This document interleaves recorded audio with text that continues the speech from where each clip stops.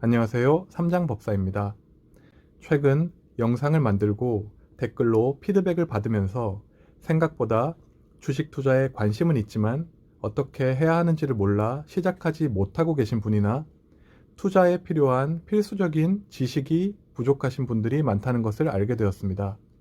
그래서 제가 조금이나마 그런 분들께 어떻게 도움을 드릴까 생각을 하다 주식 투자에 필요한 최소한의 필수 지식들을 전달해 드리면 좋겠다는 생각을 했습니다. 저의 조그마한 지식이 누군가에게 도움이 된다면 이로운 일이라 생각해서 용기를 내어 보았습니다. 제가 앞으로 올려드릴 개념 잡기 영상은 이제 주식에 입문하신 분들에게 적합하리라고 생각됩니다. 본 영상은 마인드나 멘탈 관리에 대한 내용이 아니라 주식 투자를 하며 기업을 판단할 때 필요한 최소한의 회계적 지식 전달을 목적으로 하고 있습니다. 개념 잡기인 만큼 초보자분들이 이해하기 힘든 전문적인 지식보다는 과감하게 개념들을 단순화해서 초보자가 직관적으로 이해하실 수 있도록 최대한 쉽게 설명을 드리고 흔히 사용되는 지표들의 생성 원리를 파악하고 판단하는 데 도움을 드리려고 합니다. 기업이 어떻게 수익을 창출하고 자금이 어떻게 움직이고 순환하는지 알 수 있다면 투자를 하시는데 분명 도움이 되실 겁니다. 기업은 돈을 벌고 돈을 쓰고 쌓이는 것을 사업 보고서와 재무제표를 통해 공시를 합니다. 만일 재무제표를 볼 수 있다면 나아가서 그 재무제표를 바탕으로 만들어 놓은 지표들을 해석하는 것만으로도 초보자분들은 초보자에서 한 걸음 더 나아가실 수 있을 겁니다. 우리가 흔히 검색하는 네이버에서 삼성전자를 검색하고 클릭하면 가장 처음 다음과 같은 화면이 나옵니다. 주식을 처음 접하는 분들은 대부분 본능적으로 차트에 눈이 가시겠지만 사실 차트는 기업의 성과의 그림자 같은 것으로 기업은 결국 실적, 이익과 함께 성장하기 때문에 우리는 차트가 아니라 재무 성과에 주목해야 하는 것입니다.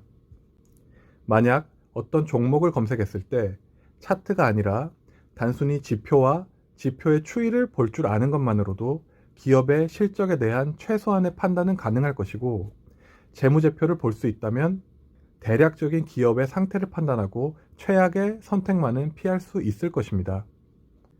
이번 영상에서는 주식을 발행하는 목적과 기업의 자본이 형성되는 과정, 그리고 대부분의 지표들이 어떻게 만들어지게 되는지에 대해서 설명해 드리려고 합니다.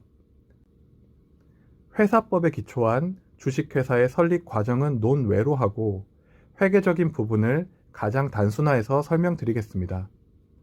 여기 새롭게 주식회사 3장이라는 기업을 설립하려 한다고 가정해 보겠습니다. 회사는 야심차게 휴대폰 제조업에 뛰어들기로 했습니다. 그런데 회사를 시작하려면 너무나 당연히 자금이 필요하게 됩니다. 그래서 회사는 자금을 지원해 줄 사람을 모집했고 이렇게 총 10명이 모이게 되었습니다. 회사는 단순하게 파란색 박스로 나타내겠습니다.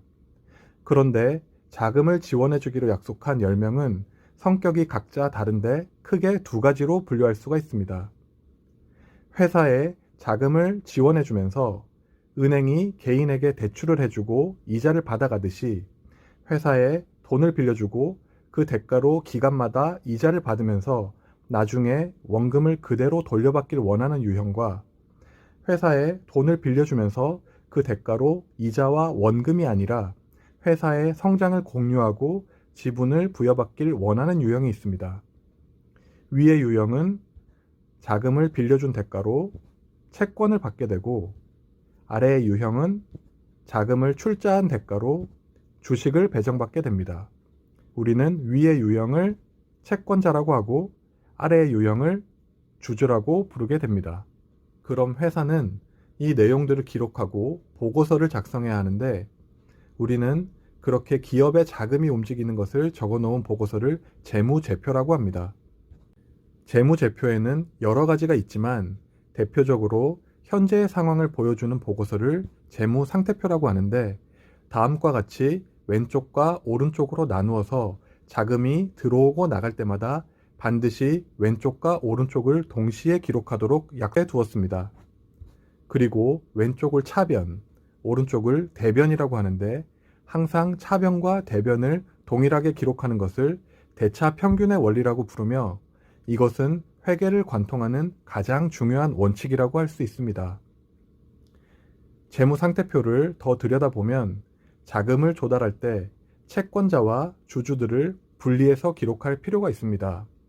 그래서 재무상태표의 오른쪽, 즉 대변을 둘로 나누어서 부채 영역, 나머지는 자본의 영역으로 나누어서 관리를 하게 되는 것입니다.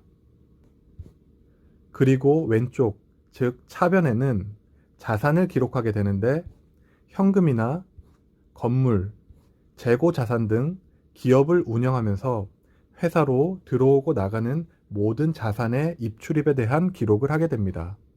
그러면 다시 돌아와서 채권자들이 기업과 거래하는 모습을 도식화해 보겠습니다. 채권자들이 기업에 자금을 빌려주면 그 자금은 재무상태표 차변, 자산 쪽에 현금으로 기록이 되고 회사는 채권자들에게 이자가 약속된 채권을 발행해주고 그것을 재무상태표 대변, 차입금 계정으로 부채 쪽에 기록하게 되는 것입니다. 다시 한번 회사와 주주와의 거래를 통해서 복습해보면 회사는 주주들로부터 자금을 조달받고 그것을 차변, 즉 자산 쪽에 현금으로 기록하게 되고 각각 조달한 자금의 액수에 따라 주주들에게 주식을 발행해주고 그것을 대변, 자본 쪽에 기록하게 되는 것입니다.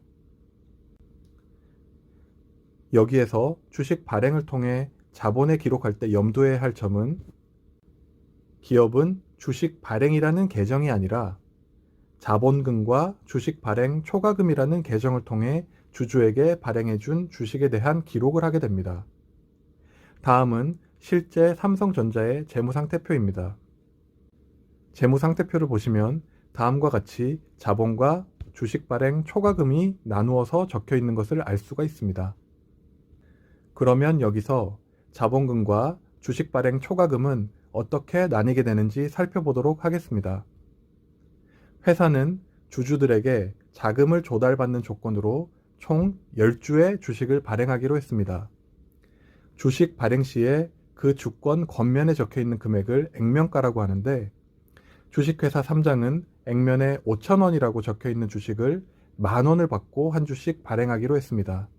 그렇게 되면 회사는 10,000원짜리 주식 10주의 발행 대가로 주주들에게 총 100,000원을 받게 되고 그 돈은 차변에 기록되게 됩니다. 그리고 주주들에게는 총 10주의 주식을 발행해 주게 되는데 이때 대변에 총 대가 10만원 중 액면가에 해당하는 5만원을 자본금으로 그리고 주식 발행 초과금에는 액면을 넘는 대가인 5만원을 기록하게 되는 것입니다. 이렇게 자본을 굳이 나누어서 기록하는 이유는 배당에 대한 영상에서 말씀드리겠지만 자본을 여러 가지 구분으로 나누어서 회사로부터 회사 밖으로 자원이 무분별하게 유출되는 것을 막기 위한 장치라고 생각하시면 될 것 같습니다. 특히 자본금의 계정 과목으로 되어 있는 금액은 상법을 통해 그 유출을 엄격하게 제한하고 있습니다.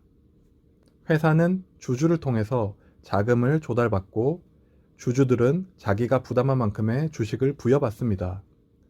회사는 총 10주를 발행했는데 예를 들어 5명의 주주들이 각각 4주, 2주, 2주, 1주, 1주를 배당받았다고 한다면 이는 곧 자신의 지분율만큼 기업을 소유하게 된 것을 의미하는 것입니다.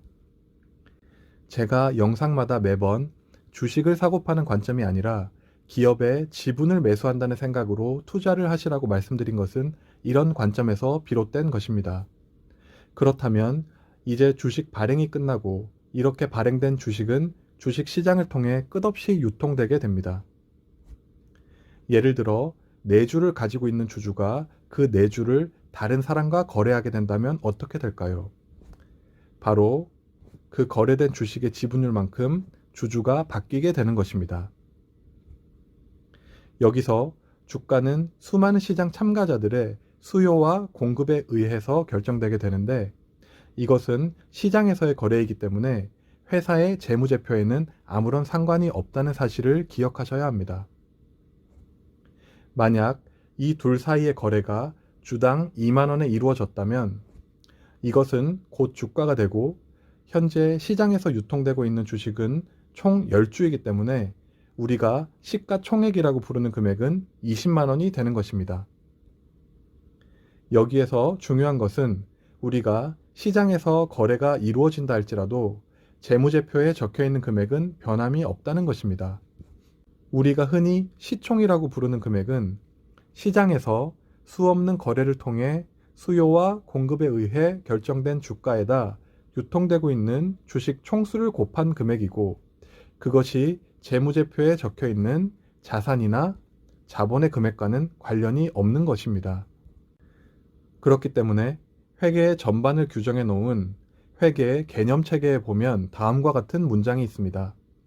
일반적으로 자본 총액은 시가총액과 우연한 경우에만 일치한다. 이처럼 시가총액과 재무상태표에 적혀있는 금액은 같지가 않기 때문에 우리는 여기에서 여러 가지 지표를 만들어내고 그 지표를 기업의 지난 성과나 앞으로의 예상 성과를 도출하는 기업 가치 평가의 도구로 사용할 수가 있는 것입니다. 지금까지의 내용은 상황들을 단순하게 만들어서 설명한 것으로 재무상태표에 최소한의 개념을 잡는 용도로 사용하시면 좋으실 것 같습니다. 그러면 다음 영상으로 찾아뵙겠습니다. 감사합니다.